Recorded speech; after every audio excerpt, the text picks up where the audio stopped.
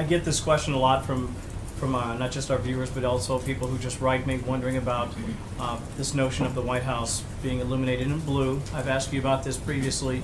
It seems to be such a very small but potentially powerful gesture that would take so little and would mean so much to so many. And I'm just wondering if there might be any reconsideration, especially given what has now just happened again in Baton Rouge. Kevin, I don't anticipate that that's something that we'll do, but obviously the president did travel to Dallas to attend the memorial service of the 5 Dallas police officers who were killed. After the service, the president spent time meeting with the families of each of the officers who was killed. He also spent time with the officers who were wounded in protecting protesters and eventually taking down the shooter that posed such a significant threat to the community there. In response to that tragic event, the president signed an order lowering the flags across the country to half-staff to reflect the mourning that our nation engaged in for the police officers who were killed in Dallas. The president spoke yesterday powerfully, condemning the killing of police officers in Baton Rouge. He expressed his strong support for police officers in Baton Rouge and for the broader community that's grieving the violence that they'd seen in that community over the last couple of weeks. I would anticipate that that soon the president will have an opportunity to call the families of the police officers who were killed in Baton Rouge yesterday. I think all of this is an indication of just how strongly the president feels about the need to show our strong support for our men and women in law enforcement. As the president has said on a number of occasions, the vast majority of our police officers do an outstanding job, and they do heroic work. They put on the uniform and walk out the door, prepared to put their life on the line at a moment's notice just to protect their community.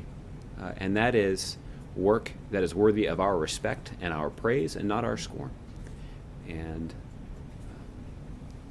the president feels quite strongly about that. And the president had an opportunity to convey that directly to law enforcement officials that were here at the White House at the beginning of last week.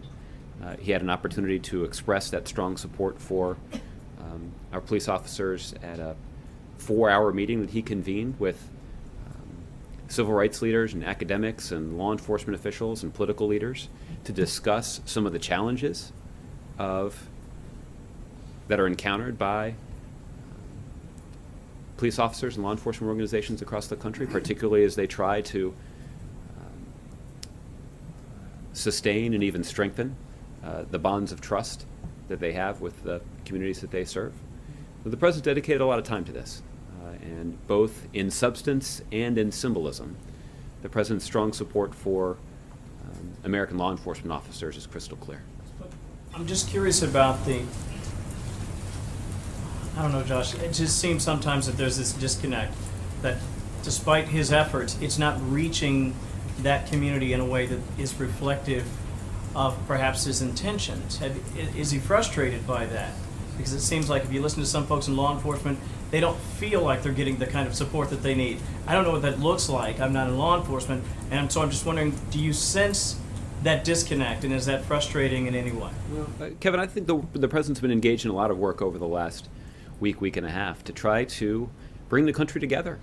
That some of the tension and some of the violence that we've seen in this country has started to pull people in different directions.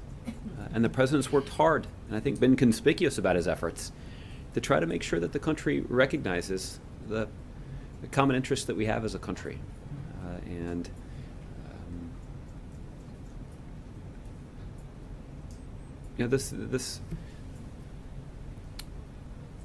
The violence that we've seen in this country does, I think, pose a significant challenge to our political system.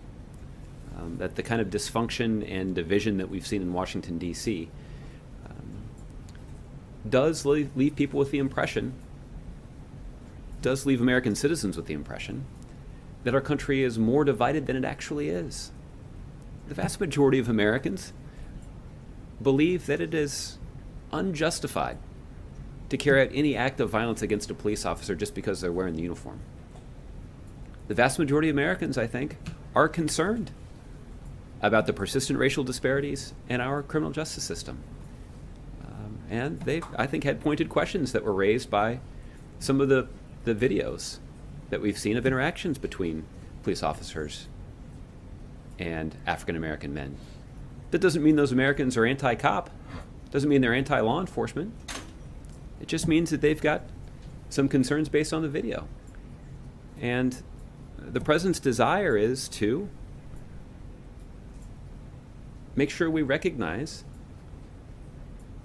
that there's a whole lot more that unites us. There's a whole lot more that we have in common, even when it comes to our concerns, even when it comes to our sadness about innocent loss of life.